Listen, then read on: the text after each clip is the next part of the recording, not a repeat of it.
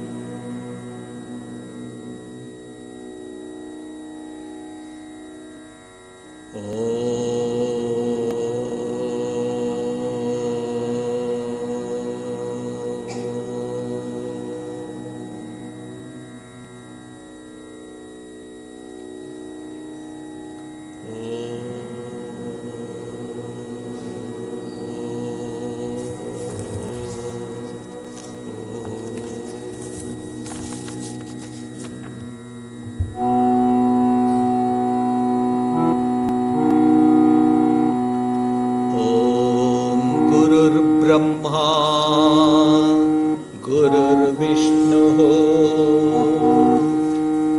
गुरुर्देवो महेश्वरः गुरुः साक्षात् परब्रह्म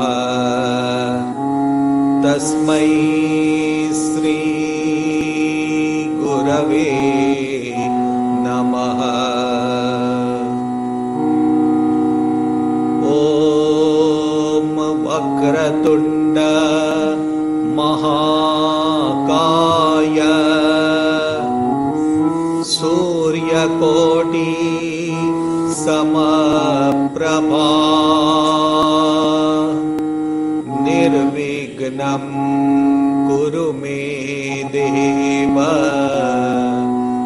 सर्वकार्येषु सर्वदा।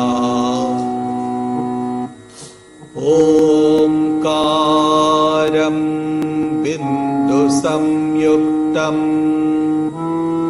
नित्यं ध्यायन्ति योगिनः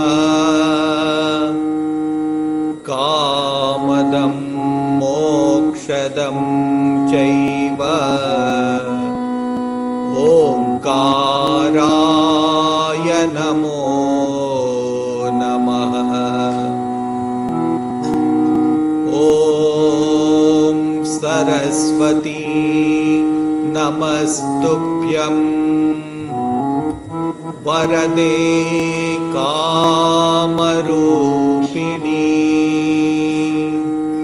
विद्यारम्भं करिष्यामि सिद्धिर्भवतु मे सदा। ॐ सहना भवतु सहनौ भुनक्तु सह वीर्यं करवावहै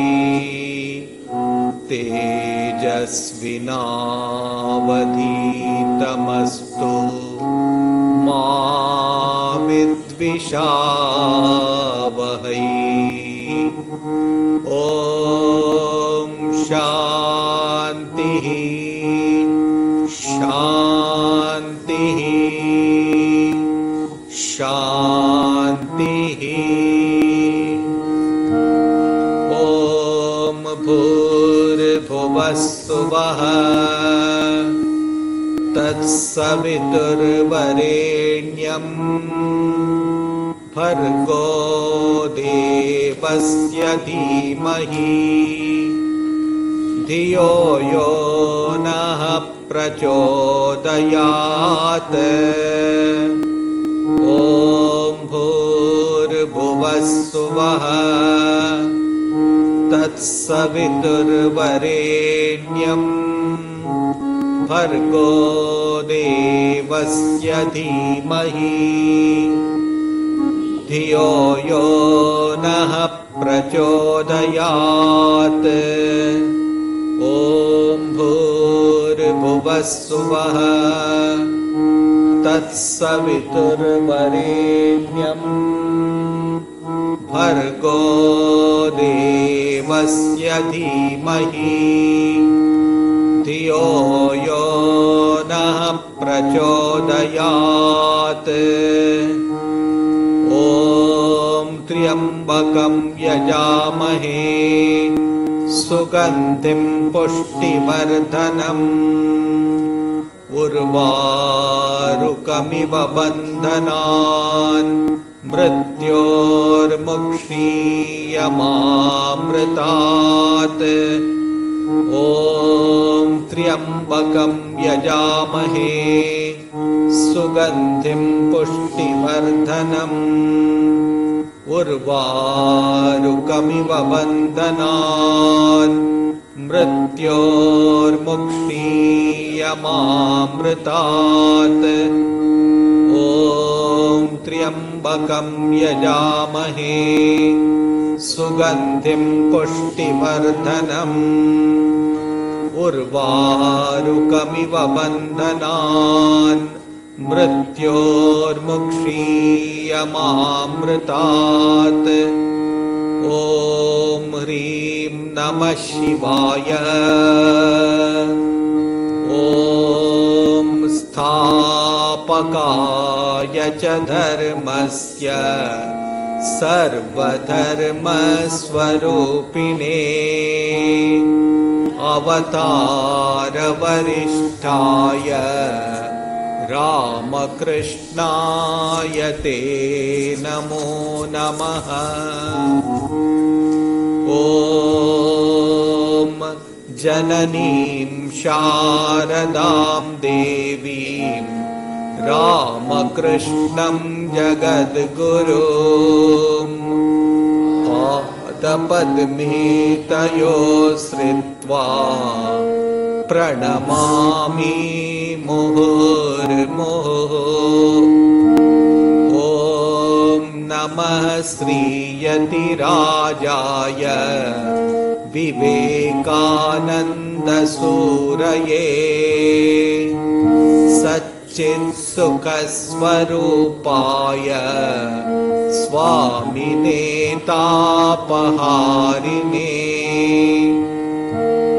ॐ नमः शिवाय शान्ताय कारणत्रयहेतवे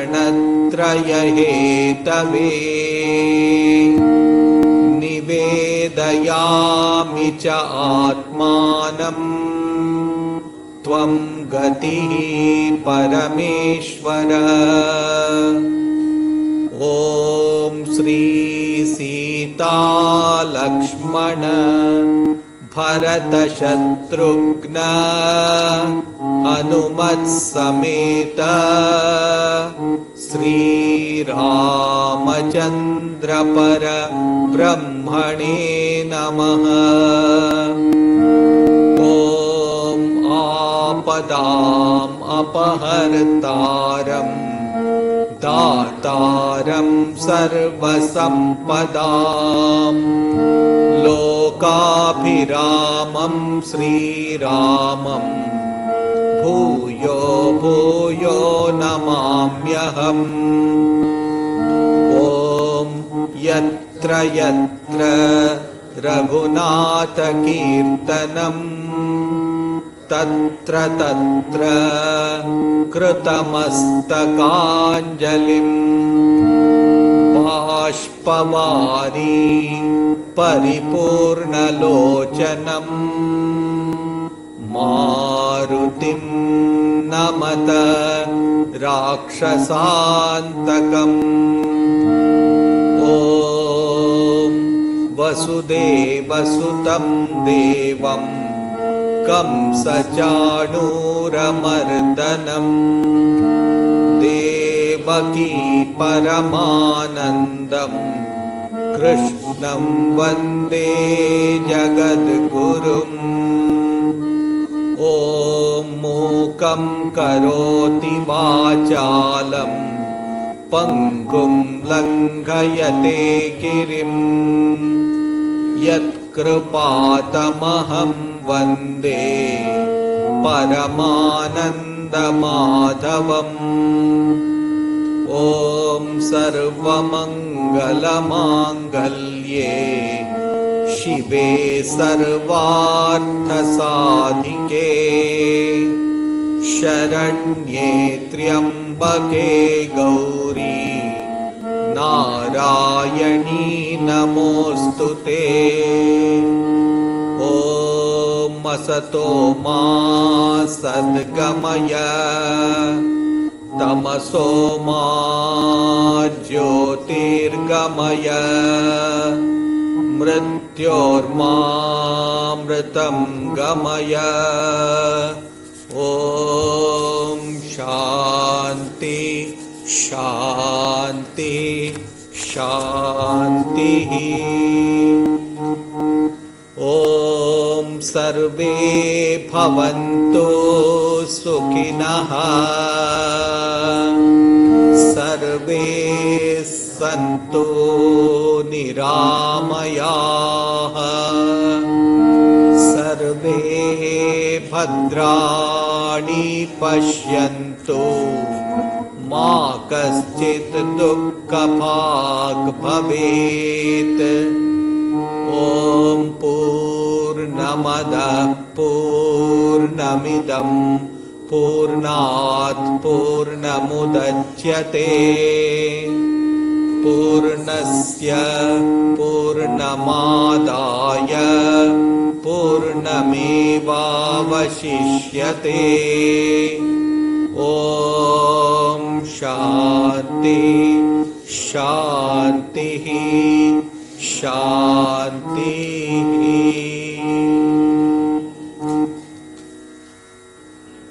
Lord, make me an instrument of thy peace. Where there is hatred, let me sow love. Where there is injury, pardon. Where there is discord, unity. Where there is doubt, faith. Where there is error, truth. Where there is despair, hope. Where there is sadness, joy. Where there is darkness, light. O Divine Master, grant that I may not so much seek to be consoled as to console, to be understood as to understand, to be loved as to love. For it is in giving that we receive, it is in pardoning that we are pardoned, it is in dying that we are born to eternal life.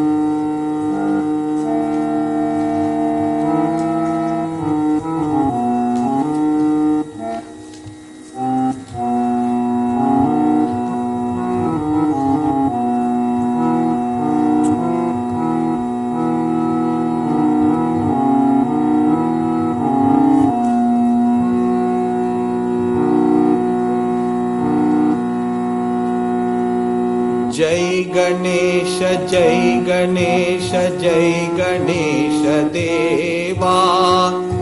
Ganesh जय गणेश जय गणेश देवा। माता जाकी पार्वती पिता महादेवा।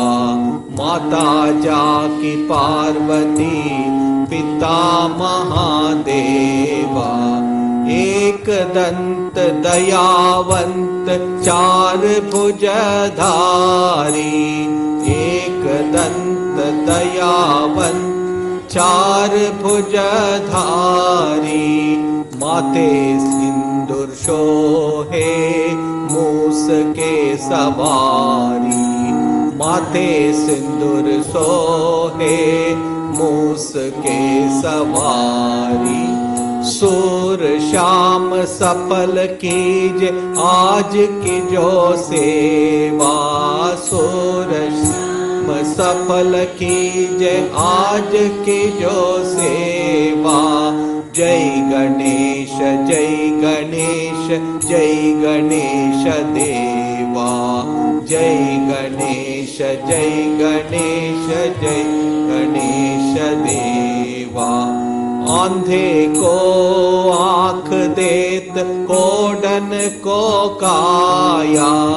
अंधे को आँख दे कोढ़न को काया। बाजन को पुत्र देत निर्धन को माया। बाजन को पुत्र देत निर्धन को। फूल चढ़े दीप चढ़े और चढ़े मेवा। फूल चढ़े और चढ़े मेवा। जय गणेश जय गणेश जय गणेश देवा। जय गणेश जय गणेश जय गणेश देवा जय गणेश जय गणेश जय गणेश देवा जय गणेश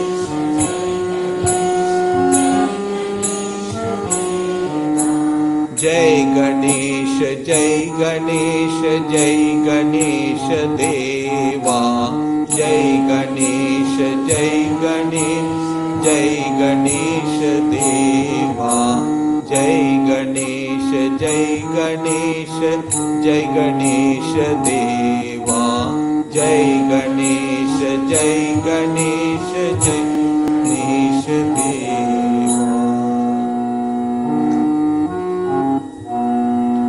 हंस हंस परमहंस हंस हंस परमहंस राम कृष्ण गुरवे नमः राम कृष्ण गुरवे नमः ज्योति ज्योति परम ज्योति ज्योति ज्योति परम ज्योति राम कृष्ण गुरवे नमः राम कृष्ण गुरवे नमः देव देवा महादेव देव देवा महादेव राम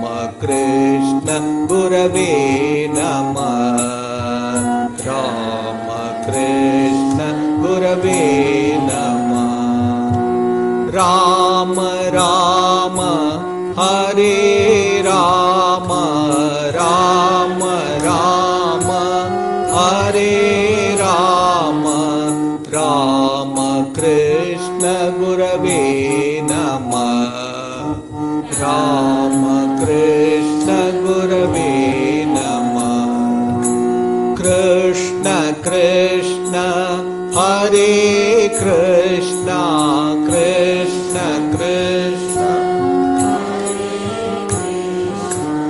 राम कृष्ण गुरवे नमः राम कृष्ण गुरवे नमः हंस हंस परमहंस हंस हंस परमहंस राम कृष्ण गुरवे नमः राम कृष्ण गुरवे नमः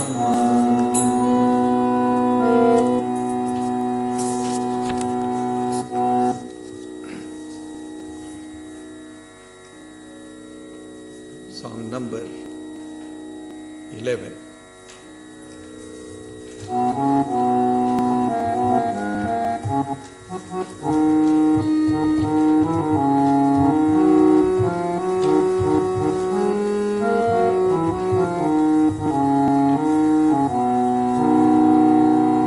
रघुपति राघव राजा राम रघुपति राघव राजा राम पतित पावन सीताराम